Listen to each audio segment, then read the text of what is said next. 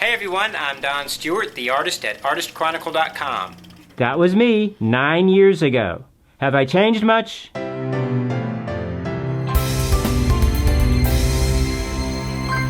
This video is brought to you by broccoli. Oh, broccoli, the other cruciferous vegetable. Oh, broccoli. Today I'm painting Alla Prima, which basically means from life, wet on wet, in one sitting. This is the finished portrait, and I'll show you, step by step, how I did it. I'll also expand on the definition of Alla Prima later in the video, so stay tuned for that. But before we start, I know you're wondering, yeah, the beard was fake, but I really have grown a beard. I don't know, should I keep it? What do you think? Let me know in the comments. Yes, Don, keep the beard, or no, Don, you look ridiculously smarmy. Lose the beard immediately. Another thing, the video footage I'm using today isn't that bad, but it is a lower resolution. Remember, this was back in 2011, and I filmed everything on this flip camera back then. Yeah, the resolution was lower, but I was looking at the footage and I realized this is good footage. I can use this to teach a lesson on how to oil paint a portrait, alla prima, step by step. So let's get started. Now, in case you haven't guessed, our subject today is my mom. And yeah, I call my mother Mom. I have an idea. Anyway, she had me when she was 39 years old. She lived to be 92. Step number 1 is tone the canvas. I've already toned this canvas and it's dry. I mixed burnt umber with ultramarine blue to get this mid-value neutral gray, which works well with a portrait. I like to start with a toned canvas because it's easier to judge value and color. For example, see how dark this color looks against the white? Now look at the tone side. It's really not that dark. Now, step number 2, the warm-up.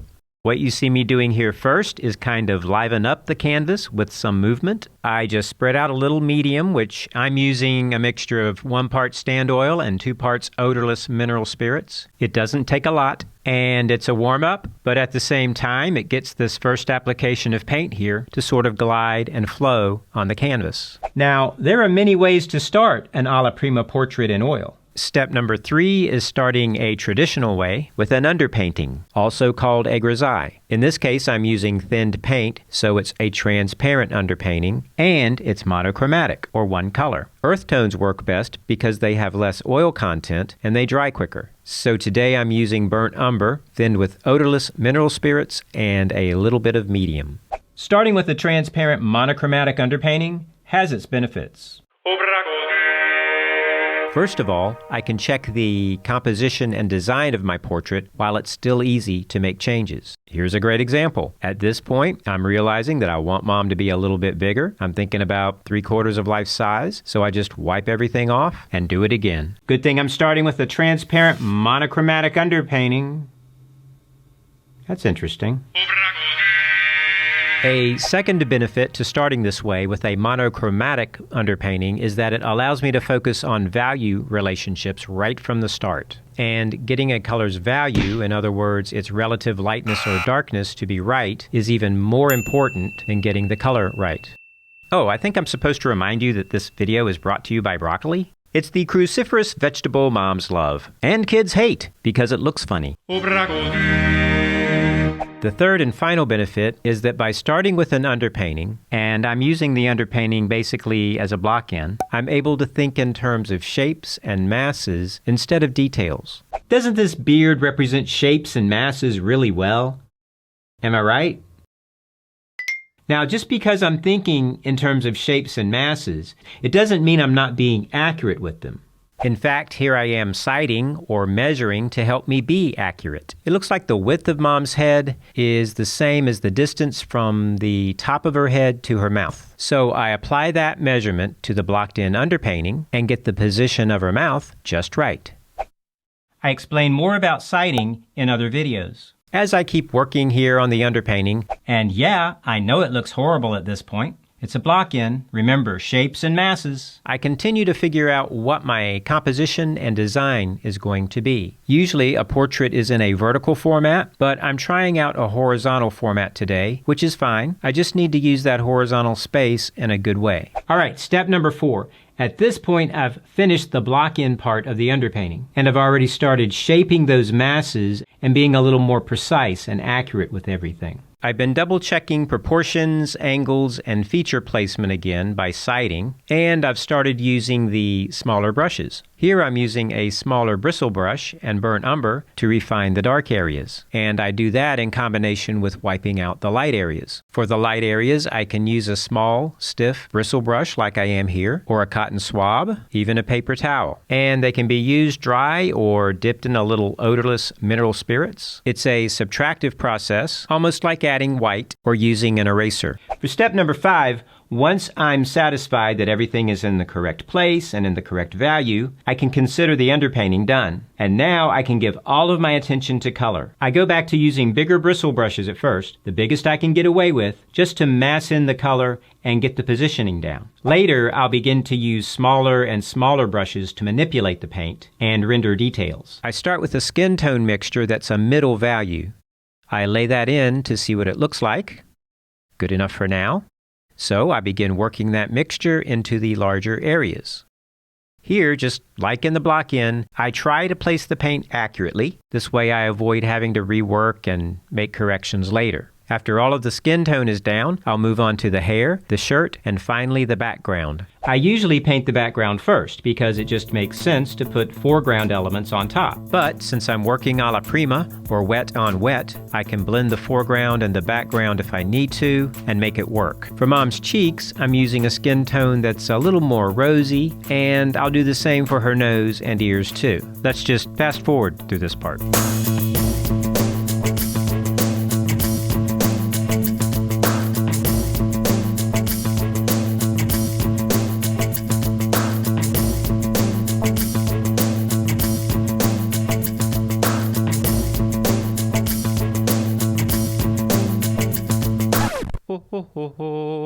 Step number 6 is color development. Once I have the shirt, background, and skin tones fleshed out, see what I did there? It's time to develop the color more. Like I already said, starting with an underpainting is a very traditional way to work. And so is what I've done here with the color. I've worked all around the canvas and put color everywhere, as opposed to just working one section at a time. Which isn't wrong, but by putting color everywhere, I can understand and calibrate the color better by making comparisons. Now it's time to use smaller brushes and render details. So I go back to the skin tones to start adding some variations. The very first thing I do is put down a highlight. Sometimes I save highlights for last, but I'm putting it down here as a value marker. Now I know that my middle values should not get that light. I also added a dark value marker earlier, and that helps me judge middle values too. Okay, so I'm using an Alla Prima technique. But what does Alla Prima mean exactly? Well, while I'm just painting away here, let me explain. The term Alla Prima is Italian for at the first. In French, it's called au premier coup, which means at first stroke. It's also commonly referred to as wet on wet or direct painting. So Alla Prima,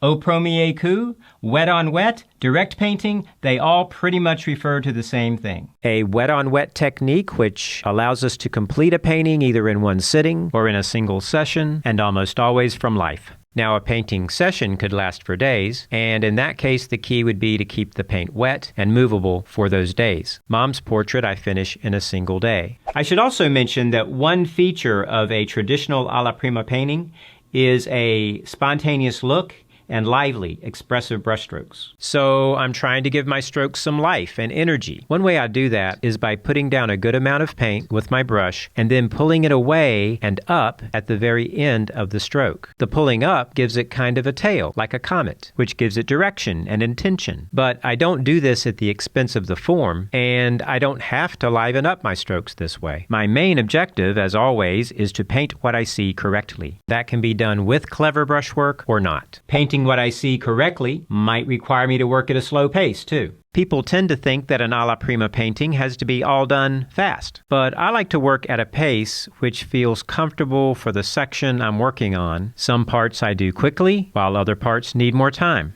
Hey, how do you feel so far about Alla Prima painting?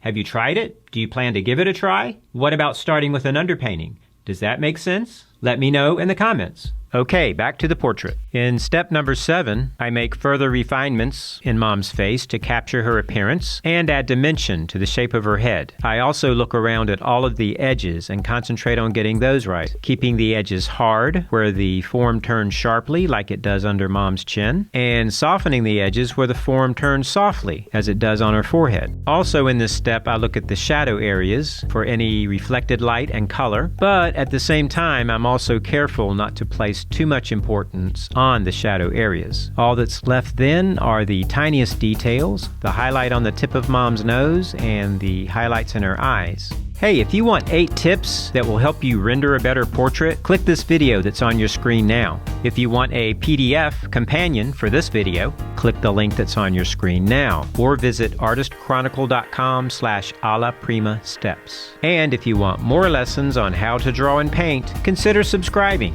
like, and share.